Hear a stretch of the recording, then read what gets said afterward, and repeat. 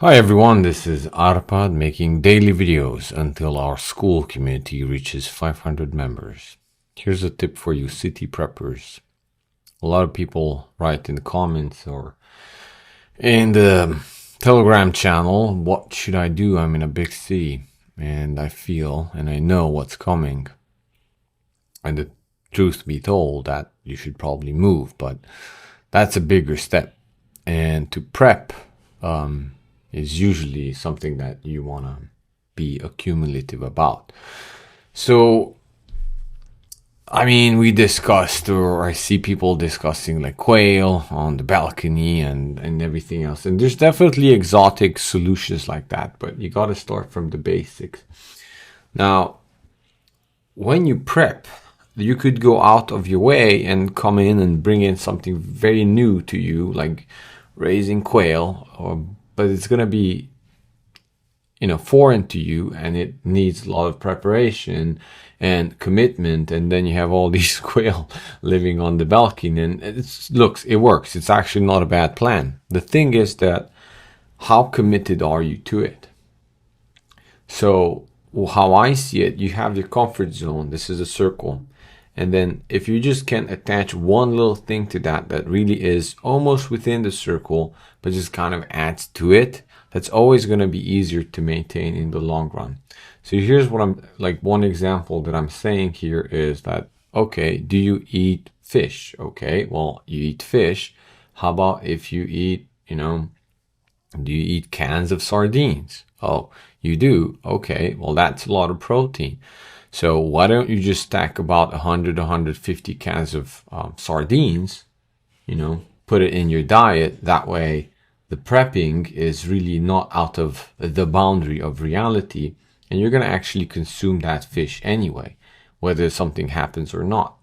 So always try to see like, okay, what is my investment in this, and what happens if it doesn't come in?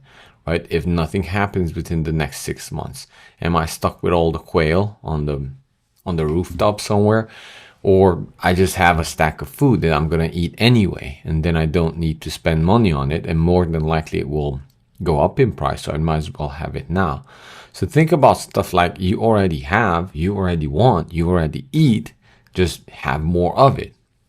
That way you're not going out there at the edge and making some interesting or quirky update to your life that doesn't make sense, and then you spend a bunch of money on it. So the easy things are like, what do I eat already now? Okay, I eat meat. Can I have a bigger chest freezer? Can I have a generator for the chest freezer in case the electricity goes away? How about I put a lot of frozen meat there? I stack up for at least 6 months, and start small. You don't have to like go crazy about it. Start like every time you go to the grocery shopping, you just add a bunch of extra bags of beans. Now, is beans in your diet? It's not in mine, right? But I don't mind having some extra bags of beans. That's not crazy. That's, if we have friends over, they might want a side of beans or something. I can have that. So always work with what you have, what you are already, and just add upon that. Don't go out buying crazy stuff, right? So sure, you got to have your AR-15s, you got to have your, other guns that you want, but don't go crazy about like, extra, 4,000 rounds of ammunition. Sure, you got to have your first 1,000, but after that, do you have food? Do you have something else? So I'm saying that, try to stick within what's real, what's in the realm of what you have, right? And beyond that, the next level is caches. So caches is very important, because more than likely, if you're especially in a city, it always happens. It happened to us when I was young and during hyperinflation in Romania. You will have to at some point leave the city, and you will not be able to take everything with you, or something that remains is going to be up for looters. So why don't you, take a PVC pipe from Home Depot, just glue cap one end, glue cap the other end, and put whatever you think you have, that you can store well, and put it near, your lake house or somewhere else, or you go often. Have caches. Caches is very important, and have it outside the city. With that said, the next best thing is have Amish friends. Have friends maybe within 15 miles or 20 miles who do actually own land, and you go out and help them. Maybe you lease a piece of land from them that you say, okay, well, can I use this shed? Can I put a shed here? And can I just have these like 4 beds?